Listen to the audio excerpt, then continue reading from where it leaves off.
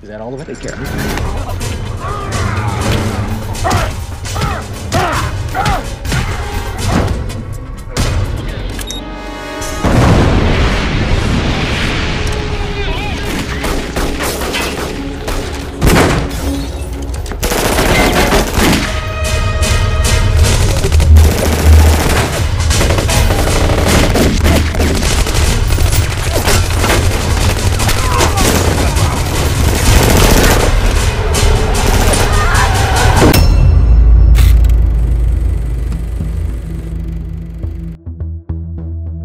Halo guys, selamat datang kembali di Rasinema.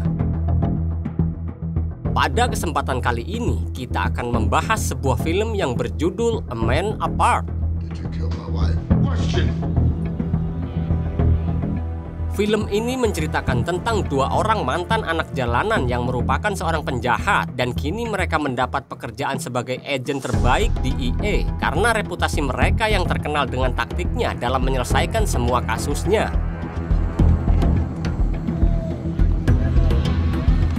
Tanpa basa-basi lagi, langsung saja kita simak alur ceritanya. We about to make a ladies and gentlemen.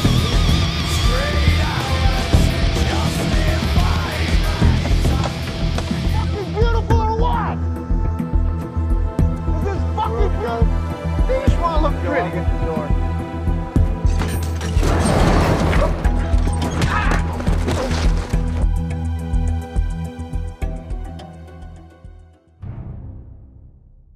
Film diawali dengan diperlihatkannya kegiatan di sebuah pabrik narkoba dengan penjagaan super ketat.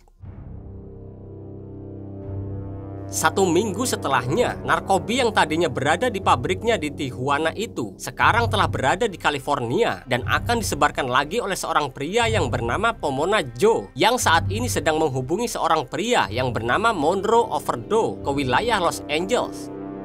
Pemilik pabrik narkoba ini adalah Memo Lucero yang sudah menjadi incaran polisi selama 7 tahun karena sulit untuk ditangkap. Akhirnya, DEA menemukan keberadaan Memo dan siap untuk melakukan penangkapan. Tim DEA ini dipimpin oleh Ty Frost. Frost memiliki 2 anak buah yang menjadi andalannya yang bernama Sean Vetter dan Demetrius Hicks. Dengan persiapan yang matang, tim DEA langsung melakukan penyergapan ke TKP yang dimana Memo sedang asik melakukan pesta dengan para anak buahnya.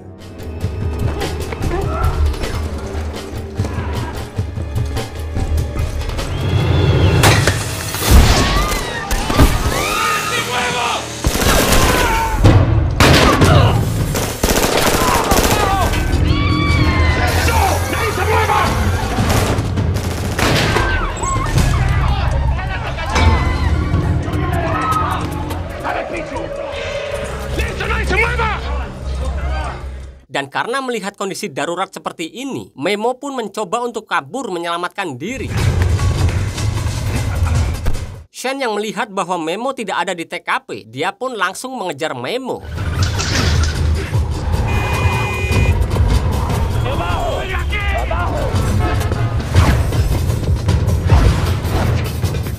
Akhirnya, mobil yang ditumpangi Memo pun terjebak kondisi macet.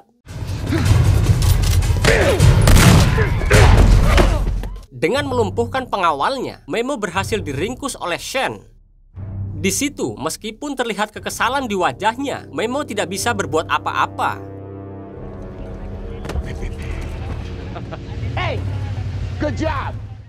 Tidak lama dari itu, Sean kembali pulang ke rumahnya dengan maksud memberi kejutan kepada istrinya yang bernama Stacy kalau dia akan kembali pulang keesokan harinya. Namun ternyata Sean sudah berada di situ. Keesokan harinya, atas keberhasilan penangkapan Memo, Kepala Divisi DEA melakukan jumpa pers untuk memberitahukan bahwa pihak kepolisian telah berhasil menangkap salah satu bos kartel narkoba terbesar di dunia. Di lain tempat, terlihat saat ini Memo yang berada dalam penjara dan dia dihampiri oleh sipir yang memberikannya sebuah koran yang di dalamnya ada sebuah telepon. Memo pun langsung berusaha untuk menelpon anak buahnya yang bernama Ramon Cadena untuk menanyakan keadaan pabrik narkoba yang dikelolanya. Di situ Ramon pun mengatakan bahwa saat ini situasi sedang kacau karena kelompok bandar narkobi saingannya yaitu kelompok Diablo telah mengambil alih bisnis Memo. Ternyata telepon yang diberikan oleh sipir tadi itu sudah disadap dan didengarkan oleh tim DEA.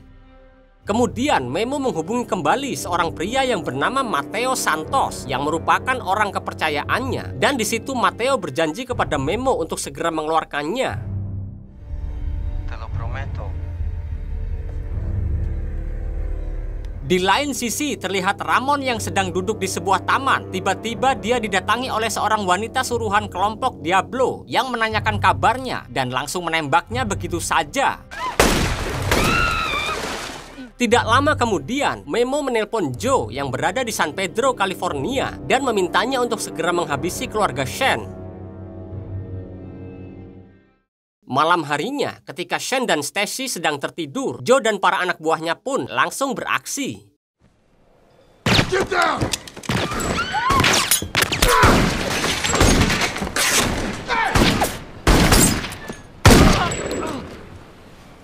Setelah Shane memberikan tembakan perlawanan, satu orang penyerang berhasil Shane lumpuhkan. Namun ketika Shane menanyakan siapa yang telah menyuruhnya kepada pria itu pun mati karena tembakan Shane. Ternyata Shane dan Stacy pun terkena tembakan dan Stacy akhirnya meninggal. Beberapa hari kemudian, Shane dirawat di rumah sakit akibat pendarahan hebat. Selama dirawat di rumah sakit, Demetrius selalu menemani Shane. Setelah kondisi Shane mulai membaik dan Shane mulai sadar, dia pun menanyakan di mana Stacy istrinya. Lalu Demetrius memberitahukan kalau istri Shane sudah meninggal. Lalu Shane yang mendengarnya pun seketika begitu emosi dan sangat kesal hingga dia mengamuk. Di situ Demetrius berusaha untuk menenangkan Shane.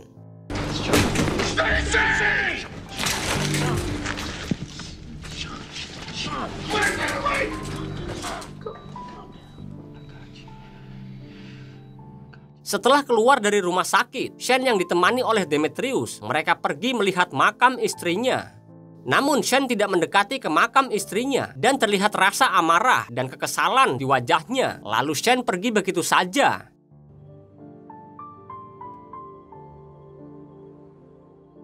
Tidak lama setelah itu, ternyata Shane pergi menemui Memo di penjara karena Shane berpikir Memo lah dalang di balik kematian istrinya.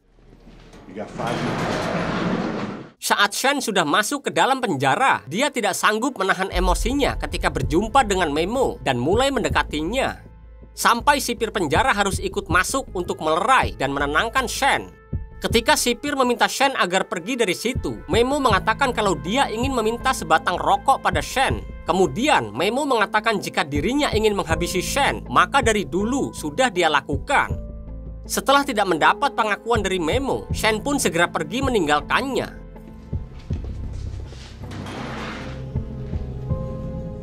Setelah itu, Shane dan Demetrius pun pergi menjumpai temannya yang bernama Big Sexy. Big ini ternyata dulu juga adalah pengedar narkobi, namun sekarang dia sudah beralih profesi. Maksud kedatangan Shane dan Demetrius adalah untuk menanyakan tentang seorang bandar narkobi di wilayah Big, dan Big pun mengatakan kalau dia tahu lokasi bandar di kota tersebut. Malam harinya, dengan membawa seekor anjing pelacak, mereka pergi menuju tempat kediaman bandar narkobi tersebut.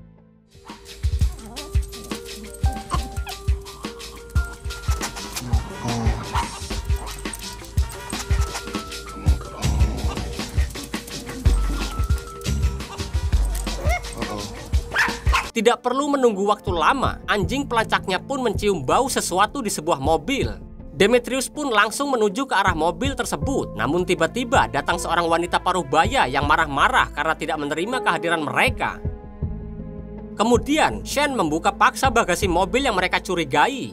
Setelah mengetahui kalau isi dalam bagasi mobil itu adalah narkobi, wanita paruh baya itu memberitahu kalau mobil itu adalah mobil milik Monroe Overdose atau sering dipanggil overdosis. Tanpa membuang waktu lagi, mereka langsung pergi ke rumah Monroe.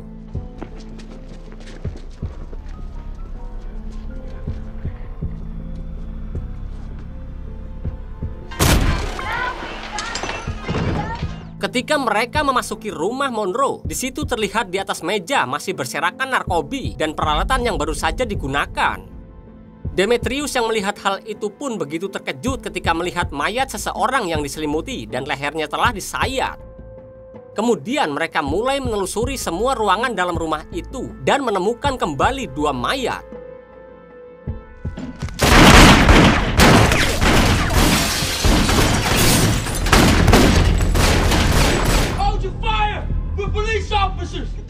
Lalu tiba-tiba ada sebuah tembakan dari atap kamar tersebut yang menembaki mereka.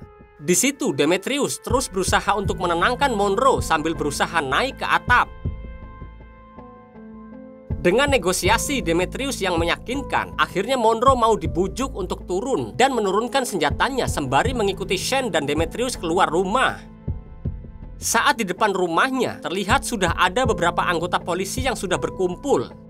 Ketika Demetrius menginterogasi Monroe, dan karena perkataan Monroe ini terlalu bertele-tele, Demetrius pun menyarankan supaya dirinya beralih profesi saja.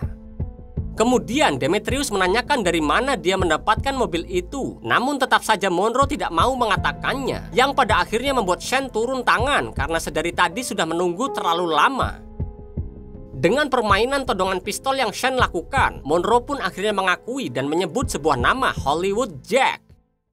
Tidak lama kemudian, Frost mengatakan bahwa ada 10 pesan yang sama dari Soleil, salon penggelap kulit dari ponsel milik Monroe. Keesokan harinya, tanpa membuang waktu, Shane dan Demetrius langsung menuju alamat salon penggelap kulit milik Hollywood Jack.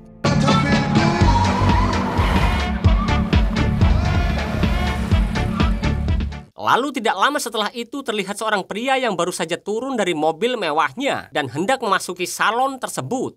Sambil menelpon seseorang, Jack pun melihat sekelilingnya dan dia mencurigai kalau ada orang yang sedang mengawasinya di seberang jalan. Setelah Jack masuk ke dalam salonnya, dia pun kembali keluar dan akan pergi lagi. Namun ketika Jack akan pergi, Shane pun menghadangnya dan langsung menanyakan perihal narkoba yang diceritakan Monroe. Kemudian di situ sempat terjadi adu argumen antara Shane dan Jack. Karena kurangnya bukti yang kuat, akhirnya tidak lama setelah itu Jack pun pergi meninggalkan Shane dan Demetrius.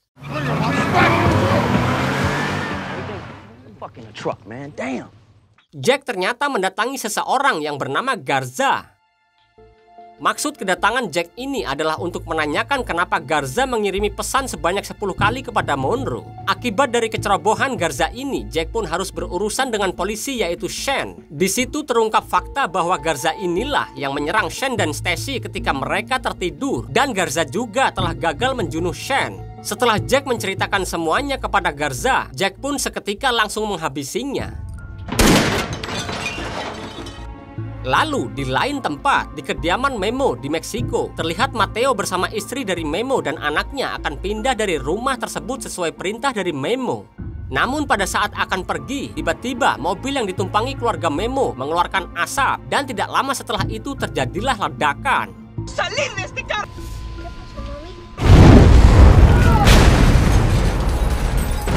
Mateo yang melihatnya pun tidak bisa berbuat apa-apa. Kemudian Mateo memberitahukan berita tersebut kepada Memo. Memo yang mendengarnya begitu terpukul. Tú me tienes que perdonar.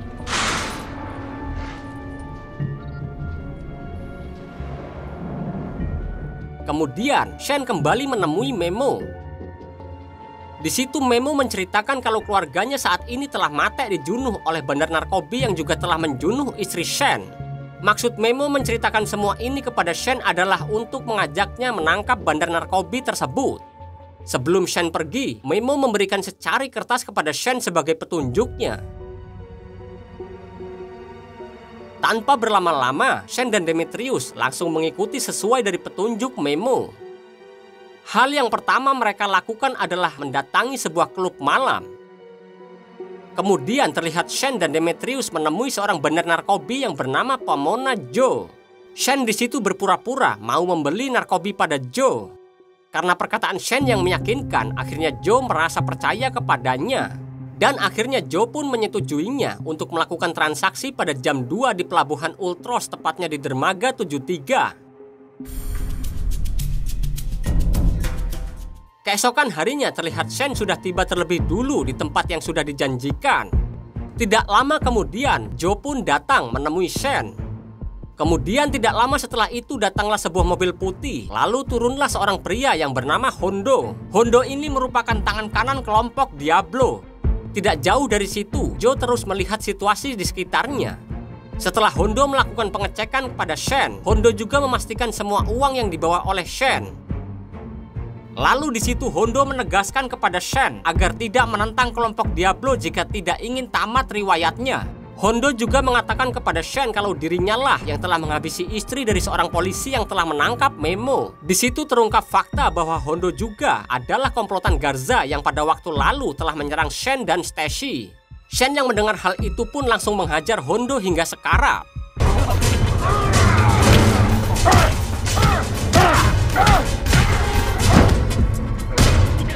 Joe yang melihat Shen menghajar Hondo, dia langsung menghubungi rekannya yang ternyata telah menyamar sebagai polisi.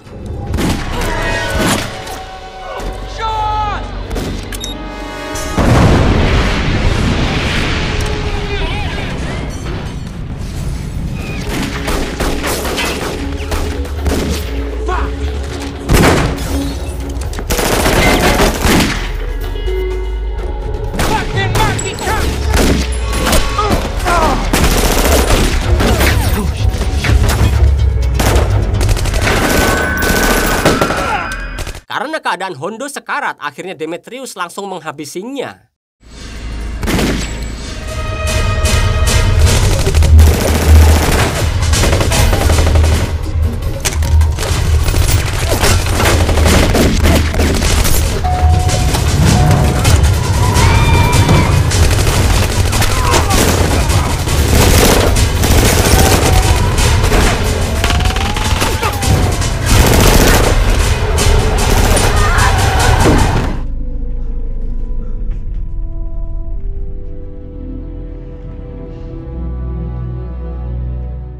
Shen pun akhirnya bisa membalaskan dendamnya atas kematian Stacy, istrinya.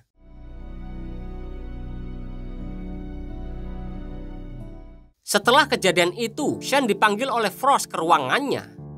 Di situ Frost memutuskan untuk men-skor Shen selama 6 bulan karena tidak bisa mengontrol emosinya. Dan hal itulah yang menyebabkan 3 anggota polisi gugur dalam bertugas. Tidak lama setelah itu, Shen pun langsung pergi meninggalkan ruangan Frost.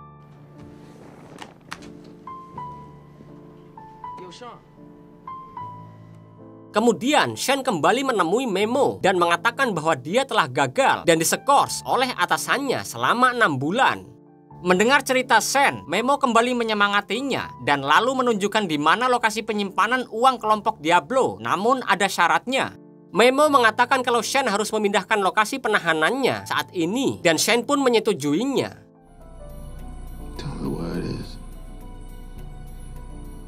Tidak lama kemudian terlihat Shen dan Demetrius melakukan penyerangan ke sebuah tempat yang sudah ditunjukkan oleh Memo.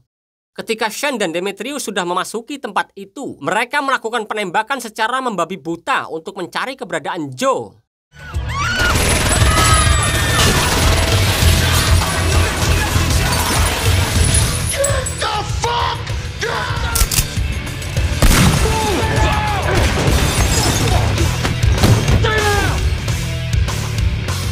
Setelah menemukan Joe, dia dipaksa untuk menghubungi kelompok Diablo, namun Joe menolaknya dan mengatakan tidak tahu. Lalu dengan ancaman todongan senjata, akhirnya Joe mau menghubungi kelompok Diablo yang diangkat oleh Jack untuk melakukan transaksi kembali. Tanpa ada rasa curiga, Jack pun menyetujuinya dengan transaksi di tempat yang biasa mereka lakukan. Beberapa saat kemudian, mereka pun segera bergegas pergi ke lokasi yang ditentukan untuk mengambil narkobinya dengan menggunakan mobil kontainer, sementara Jack datang dengan pesawat pribadinya. Ladies and gentlemen,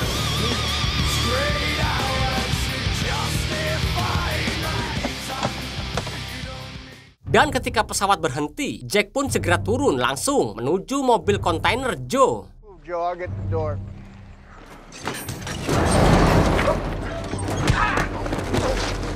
Lalu di situ Shen meminta Jack untuk mengantarkannya pada kelompok Diablo, tetapi Jack menolaknya dan mengatakan kalau dia tidak pernah bertemu dengan kelompok Diablo. Setelah disiksa oleh Shen dan Demetrius, Jack yang akan dikubur hidup-hidup oleh mereka pun akhirnya mau mengantarkannya pada kelompok Diablo dengan pesawat pribadinya. Stop.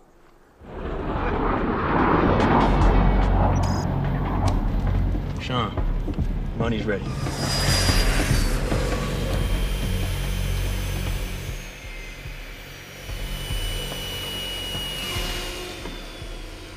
Ketika sampai di markas kelompok Diablo, Jack pun keluar dan turun dari pesawatnya sambil melemparkan uang. Para tentara kelompok Diablo yang melihat wajah Jack babak belur seketika curiga dan langsung menembak Jack, lalu mengambil uangnya. Oh, you got two.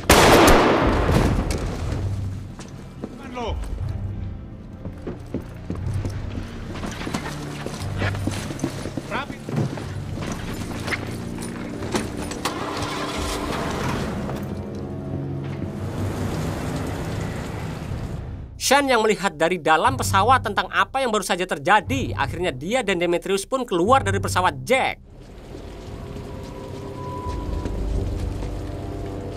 Ketika dirasa situasi di sekitarnya benar-benar aman, mereka berdua pun langsung mengejar tentara kelompok Diablo dengan mobil yang berada di situ. Dengan mengikuti panduan arah GPS yang sudah diselipkan pada uang yang dibawa kabur oleh tentara kelompok Diablo tadi, akhirnya mereka pun sampai di suatu tempat. Karena ketatnya penjagaan, Sean dan Demetrius memutuskan untuk masuk melalui saluran air. Separate, we meet back here.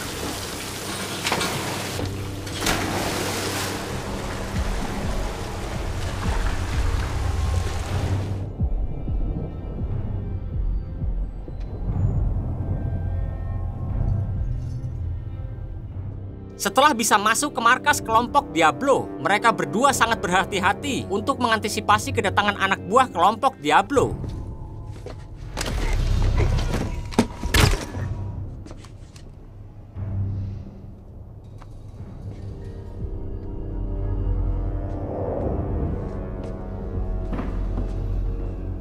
Sementara Sean terus berjalan perlahan-lahan mencari keberadaan Diablo, hingga pada akhirnya Sean menemukan seorang pria yang sedang berdoa, dan Sean menyangka pria tersebut adalah Diablo, namun melainkan adalah Matteo.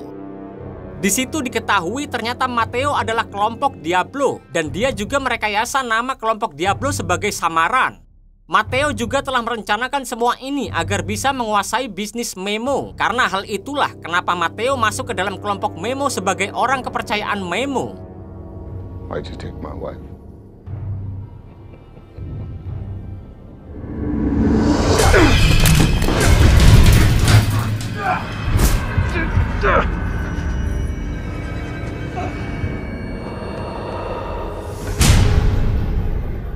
Setelah Sean berhasil disudutkan, Matteo menyuruh anak buahnya untuk mencongkel mata Sean. Demetrius yang melihatnya dari CCTV, dia pun langsung menembakkan senjatanya dari balik dinding.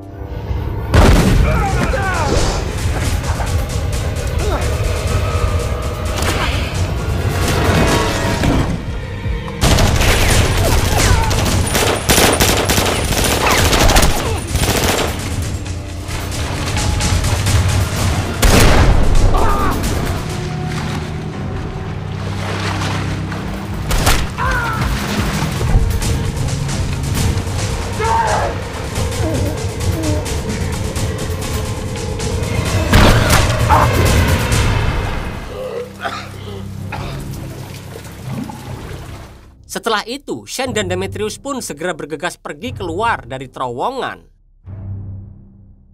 Beberapa hari kemudian, terlihat Sean sudah berada di sebuah daerah terpencil dan akan menjumpai Memo yang sudah dia ketahui keberadaannya saat ini. Ternyata diketahui bahwa Memo telah melarikan diri ketika hendak dipindahkan ke penjara lain.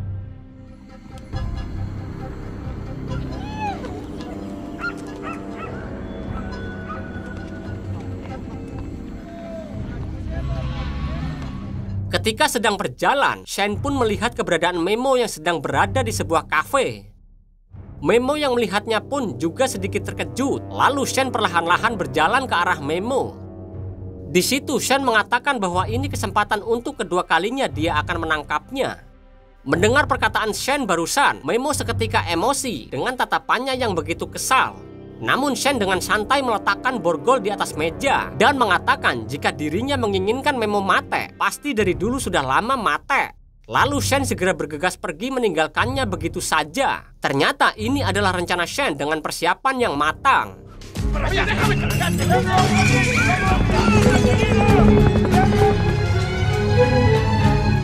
Tidak lama setelah itu terlihat Shen pergi melihat kuburan Stacy istrinya dengan ditemani oleh Demetrius.